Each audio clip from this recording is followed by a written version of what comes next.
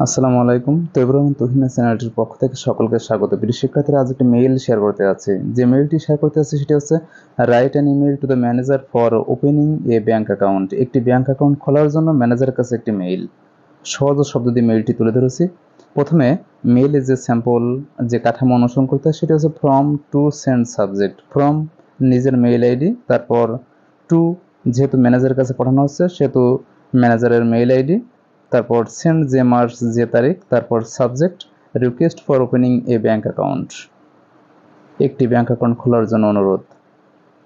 তারপর dear sir, I would like to draw your attention to the fact that I am interested to open a savings account in your branch of Sonali Bank Limited.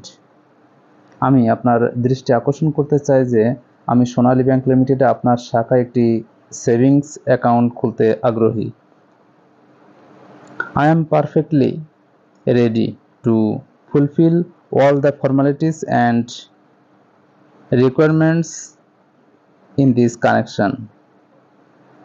আমি এই বিষয়ে সমস্ত আনুষ্ঠানিকতা এবং প্রয়োজনীয়তা পূরণ করতে পুরোপুরি প্রস্তুত।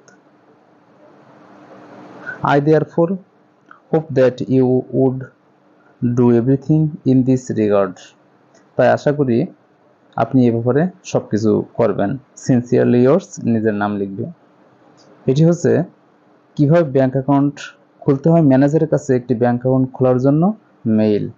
যে শিক্ষার্থীরা তৈবুর তুহিন চ্যানেলে সাবস্ক্রাইব করে রাখবে এবং সাবস্ক্রাইবের সাথে সাথে পাশের বেল আইকনটি অল করে রাখবে, যাতে আমি যে ভিডিওগুলো আপলোড করবো তোমরা সঙ্গে সঙ্গে পেতে পারো। Thank you very much.